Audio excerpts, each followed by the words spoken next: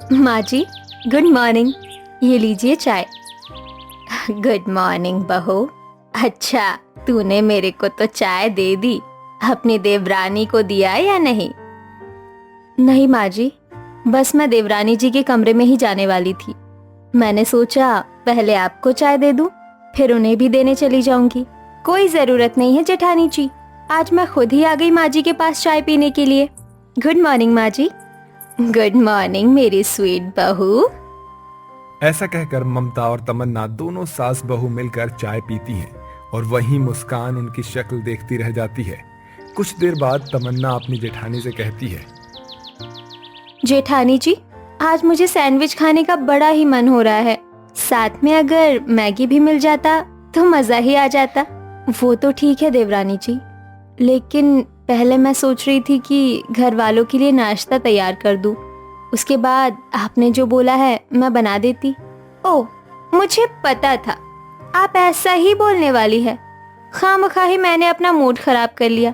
इससे अच्छा तो मैं ऑनलाइन ऑर्डर कर लेती। अरे बहू, तेरी माँ जैसी सास के होते हुए तुझे अपना मूड खराब करने की कोई जरूरत नहीं है।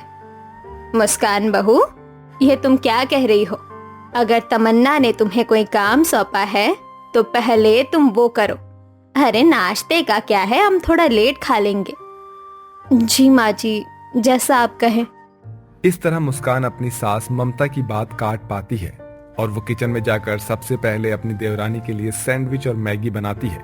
और बनाने के बाद वो अपनी देवरानी के कमरे में जाती है, जहां तमन्ना ने पहले ही अपने बेड पर बहुत सारे एक्सपेंसिव ड्रेसेस फैला रखे थे। अरे वाह, कितने अच्छे अच्छे ड्रेस हैं। मेरा भी मन करता है कि मैं भी ऐसी ड्रेस सिलूं और पहनूं, लेकिन कोई बात नहीं। वैसे क्या बात है, यहाँ तो काफी ठंडक महसूस हो रही है। अच्छा हाँ, देवरानी जी के कमरे में तो एसी लगा है और मेरे कमरे में तो एक कूलर तक नहीं है। खैर कोई बात नहीं, जो जिसके नसीब में होता है उसे उतना ही मिलता है। अरे तुम यहाँ वैसे क्या करने आई हो मेरे कमरे में? वो आपने सैंडविच और मैगी बनाने को कहा था ना, मैं बस वही लेकर आई हूँ। अरे जब तुम लेकर आ ही गई हो तो फिर किस चीज़ का मुहूर्त देख रही हो? इसे क्या तुम मेरे सर पर रखने वाली हो, जो तुम इसका इंतजार कर रही हो? अरे साइड में रखकर जाओ यहाँ से। जी। ऐसा कहकर मुस्कान अपना मुंह लटकाकर रोते हुए अपने कमरे में चली जाती है। वो किसी को अपने दिल की बात नहीं बताती, लेकिन रोते हुए उसका पति हर्ष उसे देख लेता है। क्या हुआ मुस्कान, तुम रो क्यों रही हो? किसी ने तुम्हें फिर से कुछ कहा क्या? नहीं तो किसी ने कुछ नहीं कहा, मैं रो थोड़ी रही हूँ, मेरी आंखों में कुछ चला गया है। मैं समझता हूँ मुस्कान कि तुम किस दौर से गुजर रही हो, लेकिन अब मैं क्या करूँ। मैं इतना ज्यादा नहीं कमाता कि अपने छोटे भाई से मुकाबला कर सकूं। इसी वजह से तुम्हें घर में दब कर रहना पड़ रहा है। नहीं नहीं, ऐसी कोई बात नहीं है। और रही बात दबने की, तो परिवार में कैसा दबना और कैसा सुनना, छोटी मोटी नोकझोंक तो अक्सर होती रहती है।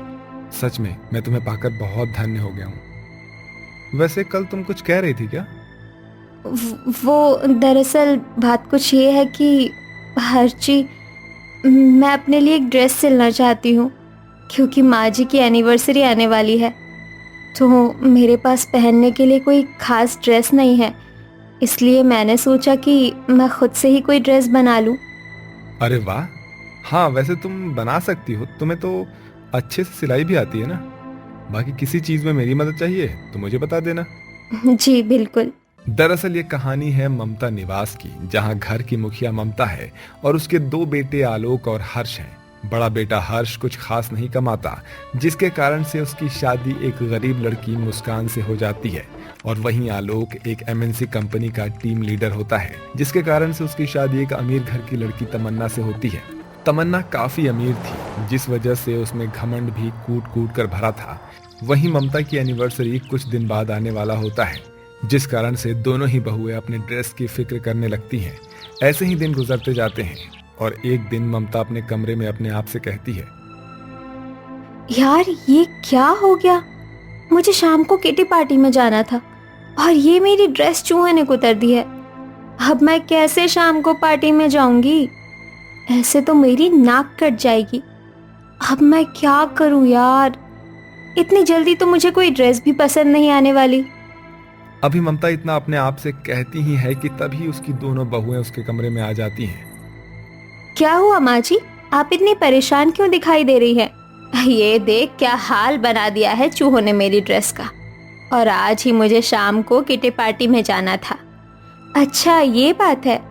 आप एक काम कीजिए, आप मेरी ड्रेस पहनकर चली जाइए। नहीं तमन्ना बहू, ऐसा नहीं हो सकता। तुम्हारा और मेरा साइज बहुत अलग है और अब मुझे समझ नहीं आ रहा कि मैं क्या करूं। माँ जी अगर आप गुस्सा ना करे तो मैं एक बात कहूं? हाँ हाँ, अब तू भी अपना मुंह खोल ले। बता क्या कहना चाहती है। माँ जी मैं इस ड्रेस को काफ़ी शानदार और बेहतरीन बना सकती हूँ, अगर आप मुझे एक मौका दे दे तो। तू पागल हो गई है क्या? अब मैं तुझे इस ड्रेस पर कारस्तानी नहीं करने दूंगी। माँ जी कर लेने दीजिए, हम भी देखते हैं क्या ये कारस्तानी करती है। अगर इसने खुद का पोपट ना बना लिया तो आप मुझे कहिएगा। अरे पर माँ जी मुझे आप बस एक मौका दीजिए, मैं सच में इसे ऐसा बना दूंगी कि पूरी किटी पार्टी में सब लोग आपको ही देखेंगे। मैं बहुत ही अच्छी सिलाई और कढ़ाई करती हूँ। मुस्कान के इतना कहने पर ममता उसे एक मौका ये सोच कर दे देती है कि आखिरकार ये कपड़ा तो खराब ही हो गया है। इसके बाद मुस्कान उस कपड़े को अपने कमरे में ले जाती है और उसे अपने अकॉर्डिंग एक मॉडल वाला लुक के साथ ड्रेस को सिलने लगती है। कुछ घंटे की कड़ी मेहनत के बाद वो उस ड्रेस को सिलकर तैयार कर देती है और अपनी सास ममता को दे देती है। ममता भी उस ड्रेस को पहनकर अपनी किटी पार्टी में जाती है, जहां उसकी सहेलियां उसकी बहुत तारीफ करती हैं। वाह यार, ये ड्रेस तो सच में बहुत सुंदर है। हाँ ममता, अगर ऐसी एक और ड्रेस मिले तो तू मेरे लिए जरूर ऑर्डर कर लियो। हाँ हाँ क्यों नहीं, लेकिन मैं तुम्हें बता दूं कि इसे मैंने ऑर्डर नहीं बल्कि बनवाया है। इसे तो मेरी बहू ने बनाया है। सच में यार बहुत खूब। इस तरह ममता की किटी पार्टी में काफी तारीफें होती है। वहीं दूर खड़ी तमन्ना भी ये सारी बातें सुन लेती है। इस मुस्कान ने तो मेरे नाक में दम कर दिया है। इसने तो एक ड्रेस क्या बना दी, लोग इसके कायल हो गए हैं। कोई बात नहीं, माँ जी की एनिवर्सरी 2 दिन बाद आने वाली है। मैं अपने लिए एक ऐसी ड्रेस देखूंगी कि लोग देखते ही रह जाएंगे और वैसा ही मैं माँ जी को भी गिफ्ट कर दूंगी। इस बार मैं अपनी जेठानी से आगे होकर ही रहूंगी। ऐसा सोचकर तमन्ना अपने आप को सहानुभूति देती है। अब ममता की एनिवर्सरी में बस 2 दिन बचे थे, इसलिए तमन्ना अपने लिए ऑनलाइन एक्सपेंसिव ड्रेसेस देखती है। यार 50,000 की ड्रेस तो काफी चीप लगेगा। हाँ ये वाला बढ़िया है, 90,000 वाला। ये एक मैं अपने लिए और एक माँ जी के लिए ऑर्डर कर देती हूँ। ऐसा कहकर तमन्ना अपने और अपनी सास के लिए 2 ड्रेस ऑर्डर कर लेती है। कुछ समय बाद तमन्ना बहू, एनिवर्सरी में अब 1 ही दिन बचा है। तुमने अपने लिए ड्रेस ले ली? अगर ना ली हो तो मैं तुम्हें शॉपिंग कराने ले चलूं? नहीं नहीं माँ जी, आपको शॉपिंग कराने की मुझे कोई जरूरत नहीं है। मैंने पहले ही अपने लिए और आपके लिए भी एक बहुत अच्छा और महंगा ड्रेस खरीद लिया है। वो कल तक डिलीवर भी हो जाएगा। ऐसा बोलकर तमन्ना अपनी अमीरी का घमंड अपनी सास को दिखाती है। और मुस्कान बहू तू? वो माँ जी, मैं अपने लिए और आपके लिए भी एक बहुत सुंदर ड्रेस सिल रही हूँ, वो भी अपने हाथों से। देख बहू, कहीं तू मेरी एनिवर्सरी को खराब ना कर दे। कुछ ढंग का पहन लो, नहीं तो लोग तो यही कहेंगे कि एक बहू को मैंने सर पर चढ़ा रखा है और दूसरी को मैंने अपने पैर की धूल समझ रखा है। कहीं तू मेरी नाक मत कटवा दियो। नहीं नहीं माँ जी, ऐसा कुछ नहीं होगा, आप बेफिक्र रहिए। हाँ हाँ देखते हैं। ऐसा कहकर ममता वहां से चली जाती है। अब एनिवर्सरी तो कल ही है, मुझे जल्दी से अपने और माँ जी के लिए ड्रेस को पूरी तरीके से तैयार करना होगा। मुझे और भी खराब कपड़े और पुरानी साड़ियों की जरूरत पड़ेगी। एक काम करती हूँ, सारे कपड़े इकट्ठा करती हूँ। ऐसा कहकर मुस्कान घर के सारे कपड़ों को पहले इकट्ठा करती है और फिर दोबारा से सिलाई करना शुरू करती है। वहीं उसने पहले से ही अपने पति से कुछ सजाने के लिए लहंगे के जड़ी गोट मंगवा रखे थे। सारी चीजें तैयार करने के बाद वो जड़ी गोटन को भी लगा देती है और इस तरह से 2 शानदार लहंगा बनकर तैयार हो जाता है। ऐसे ही अगले दिन एनिवर्सरी में सभी लोग बस मुस्कान को ही देखते रह जाते हैं। अरे वाह मुस्कान बहू, तूने तो सच में कमाल कर दिया। क्या ड्रेस बनाया है इसने। अरे ममता बहन, सच में तेरी बहू तो लाखों में एक है। क्या गजब की कारीगरी पाई है इसने। सच में इसके सामने तो मेरा ये 90,000 का ड्रेस भी फेल है। पूरे पार्टी में बस मुस्कान ही अट्रैक्शन पॉइंट बनी हुई थी। चारों ओर बस मुस्कान की ही बातें चल रही थी। कुछ समय बाद ममता और उसका पति महेश एनिवर्सरी केक कट करने के लिए आते हैं और पार्टी को एंजॉय करते हैं। वहीं सभी अपना अपना गिफ्ट देते हैं, जहां तमन्ना के दिए हुए गिफ्ट से ज्यादा मुस्कान के दिए हुए गिफ्ट को लोग और उसकी सास ज्यादा पसंद करते हैं। ये सब देखकर तमन्ना काफी चिढ़ जाती है और वो पार्टी छोड़कर अपने कमरे में चली जाती है।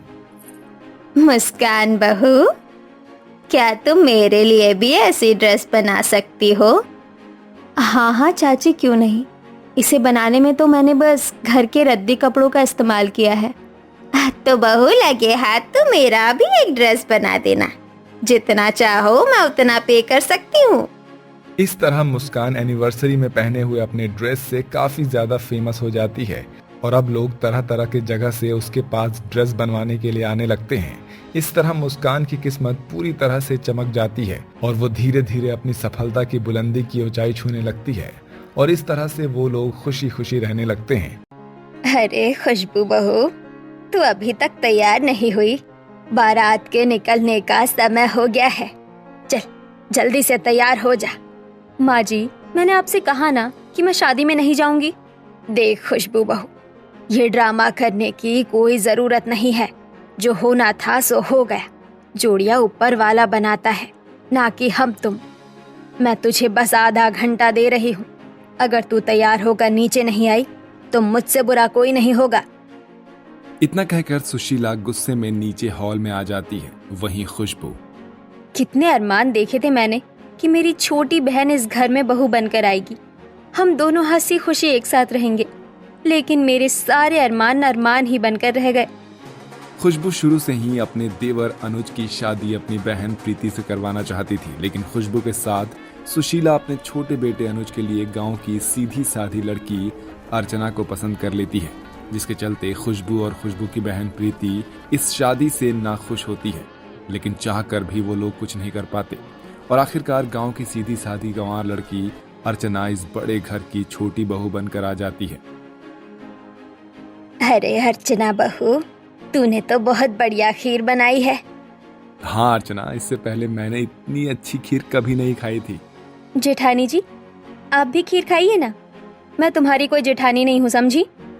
तुम अपनी ये खीर खुद खाओ और अपने प्यारे ससुराल वालों को खिलाओ।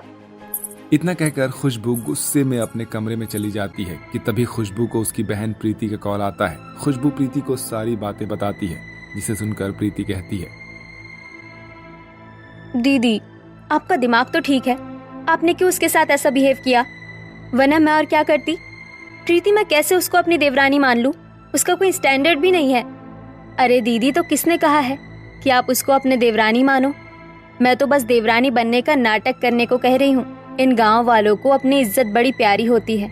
हमें तो बस इसकी इज्जत की ऐसी की तैसी करनी होगी। फिर ये खुद ब खुद हमेशा हमेशा के लिए गांव चली जाएगी और फिर अनुज को मेरा होने से और कोई नहीं रोक पाएगा। प्रीति, तू कहना क्या चाह रही है? मुझे कुछ समझ नहीं आ रहा है। साफ साफ बोल। प्रीति अर्चना को उसके गांव भगाने का एक बहुत अच्छा प्लान बनाती है, जिसे सुनकर खुशबू भी काफी खुश हो जाती है और अब प्लान के मुताबिक खुशबू अर्चना के साथ अच्छा बर्ताव करने का नाटक करती है। अरे जेठानी जी, आप यहाँ किचन में? कुछ चाहिए था क्या आपको? अरे नहीं अर्चना, मैं तो तुमसे माफी मांगने के लिए आई हूँ। सुबह के बर्ताव के लिए। वो क्या है ना, जब मुझे पता चला कि तुम गांव से हो तो मुझे तुम कुछ खास पसंद नहीं आई, लेकिन बाद में मुझे एहसास हुआ कि मुझे तुम्हारे साथ ऐसा नहीं करना चाहिए था। प्लीज अपनी जेठानी को माफ कर देना। और हाँ, आज के बाद मुझे जेठानी जी नहीं बल्कि दीदी कहकर बुलाओ। ठीक है दीदी। वैसे भी मुझे हमेशा से एक बड़ी बहन की कमी सताती थी और वो कमी भी आपने पूरी कर दी। अर्चना खुशी से अपनी जेठानी के गले लग जाती है और ये समझकर कि उसकी जेठानी ने उसे अपनी देवरानी नहीं बल्कि बहन माना है, लेकिन ये अर्चना की सबसे बड़ी गलतफहमी होती है। माँ जी, कितना समय हो गया है, हम सबको कहीं बाहर गए हुए। चलिए ना, आज कहीं बाहर घूमने चलते हैं। इसी बहाने हम अर्चना को भी शहर घुमा देंगे। अरे वाह, आज हम लोग शहर घूमेंगे। पता है, मेरा कब से मन था कि हम सब शहर घूमने चले। वो तो ठीक है बहू, लेकिन हम सब जाएंगे कहाँ? माँ जी, हम सब लोग अम्यूजमेंट पार्क चलते हैं। ठीक है, फिर आप सब लोग जल्दी से तैयार हो जाइए, मैं और अनुज गाड़ी निकालते हैं। गाड़ी निकालने की क्या जरूरत है? हम सब गाड़ी से नहीं बल्कि मेट्रो से जाएंगे। ये क्या होती है दीदी? मेट्रो बिल्कुल ट्रेन की तरह होती है और दिखने में काफी ज्यादा सुंदर होती है। पता है, मेट्रो का सफर काफी अच्छा होता है। मैं तो अपने कॉलेज टाइम पर हमेशा मेट्रो से ही आया जाया करती थी। अच्छा, तो मेट्रो इतनी अच्छी होती है? माँ जी, आज हम सब लोग मेट्रो से ही चलेंगे। मुझे मेट्रो में बैठना है। शादी के बाद आज मैं पहली बार कहीं घूमने के लिए जा रही हूँ, इसलिए माँ जी मैं अपनी शादी का लहंगा पहनूंगी। ठीक है बहू, तुझे जो पहनना है पहन ले। अरे वाह, इसने तो मेरा प्लान और भी आसान कर दिया। गांव के लोगों को भी पागल बनाना कितना आसान होता है ना, बेवकूफ कहीं की। ये नहीं जानती कि आज इसके साथ मेट्रो में क्या होने वाला है। आज इसके साथ जो होगा, इसके बाद ये किसी को मुंह दिखाने के भी लायक नहीं बचेगी और खुद ब खुद हमेशा के लिए इस घर को छोड़कर गांव चली जाएगी। फिर मेरी बहन इस घर पर मेरी तरह ही राज कर सकेगी। सभी लोग जल्दी से तैयार होते हैं। वहीं अर्चना अपनी शादी का लहंगा पहनकर तैयार हो जाती है और अब सब थोड़ी दूर पर बने मेट्रो स्टेशन पर पहुंच जाते हैं। इतना बड़ा मेट्रो स्टेशन, लोगों की इतनी भीड़ और मेट्रो स्टेशन पर बनी इतनी अच्छी अच्छी दुकानों और चीजों को देखकर अर्चना काफी ज्यादा खुश होती है। सभी लोग टोकन की लाइन में खड़े होकर टोकन लेते हैं और मशीन में टोकन डालकर आगे बढ़ने लगते हैं। लेकिन जैसे ही अर्चना टोकन डालने वाली मशीन के पास पहुंचती है तो अचानक से वो बंद हो जाती है, जिसके चलते अर्चना के हाथ में चोट लग जाती है। माँ जी, मेरा हाथ देखिए ना, इसके दरवाजे तो बंद हो गए। अब मैं उधर कैसे जाऊं? अर्चना, तुम्हारे हाथ में जो सिक्का है ना, उसे इसके अंदर डाल दो, फिर इससे दरवाजे अपने आप खुल जाएंगे। अर्चना टोकन को टोकन मशीन में डाल देती है और जैसे ही वो खुलता है तो भागती हुई अपनी जेठानी के पास जाती है। दीदी, ये दरवाजा तो बहुत खतरनाक चीज है। दिखने में तो छोटा सा है, लेकिन बंद होकर चोट ये बहुत तेज मारता है। टोकन मशीन और दरवाजे में इस गवार को फर्क भी नहीं पता। ये क्या मेरी देवरानी बनेगी? सभी लोग स्टेशन पर खड़े होकर मेट्रो का वेट करते हैं और जैसे ही मेट्रो आती है पूरा परिवार मेट्रो में चढ़ जाता है और खुशबू जानबूझकर अर्चना के बगल में जाकर बैठ जाती है। मेट्रो में बैठकर बाहर के नज़ारे देखकर अर्चना काफी ज्यादा खुश होती है। दीदी, इस मेट्रो से बाहर का नजारा देखने में कितना अच्छा लग रहा है ना, तो मैं तो इस मेट्रो से बाहर ही ना निकलूं। खुशबू, यही वक्त है अपने प्लान को अंजाम दे। अर्चना, मुझे बहुत प्यास लग रही है, क्या तुम माँ जी के पास से पानी की बोतल ले आओगी? खुशबू अर्चना के लहंगे पर अपना पैर रख देती है। अर्चना जैसे ही पानी की बोतल लेने के लिए खड़ी होती है तो फौरन खुशबू अपने पैर से अर्चना का लहंगा खींच देती है, जिससे अर्चना का लहंगा खुल के नीचे सरक जाता है, जिसे देखकर अर्चना फटाफट से अपने लहंगे को संभालती है। अर्चना, ये क्या, तुम्हारा लहंगा कैसे सरक गया? क्या तुमने इसे ठीक से बांधा नहीं था? अरे, औरत की इज्जत उसके हाथों में होती है और तुम्हें तो अपनी इज्जत की परवाह ही नहीं है। इस तरह लहंगा सरकता देखकर मेट्रो में सभी खड़ी औरतें अर्चना की हालत पर हंसने लगती हैं। देखो देखो, उस लड़की का कैसे लहंगा सरक गया। अरे, जब लहंगा पहनना नहीं आता तो पहनते क्यों हो? सबके सामने इस तरह से अपनी इज्जत को उछलता देखकर अर्चना रोने लगती है और खुशबू उसे संभालने का नाटक करती है कि तभी अर्चना के पास उसकी सास सुशीला आती है और खुशबू को एक जोरदार थप्पड़ मारती है, जिसे देखकर पूरे परिवार के साथ साथ मेट्रो में खड़े सभी लोग हैरान हो जाते हैं। माँ जी, आपने मुझ पर हाथ उठाया। अरे, ये थप्पड़ तो मुझे तुझे बहुत पहले ही मार देना चाहिए था। शक तो मुझे उसी वक्त हो गया था जब तू अर्चना बहू से इतना प्यार से बर्ताव कर रही थी, लेकिन मैं ही पागल थी जो ये समझ बैठी कि आखिरकार तूने अर्चना को अपनी देवरानी मान ही लिया। मैंने खुद तुझे अपनी आंखों से अर्चना के लहंगे पर पैर रखते हुए देखा था। मैं इससे पहले कुछ कर पाती तूने अर्चना बहू का लहंगा खींच दिया। एक औरत होते हुए एक दूसरी औरत की इज्जत तू कैसे उछाल सकती है? भाभी, माँ जी क्या कह रही है? ये सब आपने किया है मेरे साथ? लेकिन क्यों भाभी? क्योंकि बहू तो गांव से है ना, इसलिए तुझे पसंद नहीं करती थी।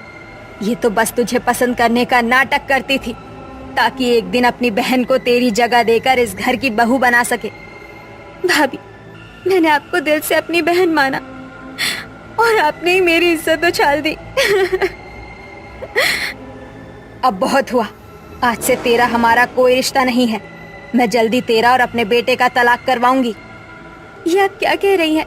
भाभी की गलती की इतनी बड़ी सजा तो नहीं है। मैं नहीं चाहूंगी कि मेरी वजह से मेरी भाभी का घर उजड़े।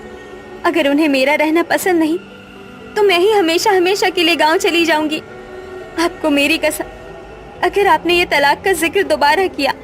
इतना सब कुछ करने के बावजूद भी अर्चना को अपना ही साइड लेते देखकर खुशबू को अपनी गलती का एहसास हो जाता है और अब खुशबू भरी ट्रेन में घुटने पर बैठकर अर्चना और बाकी सबसे माफी मांगती है।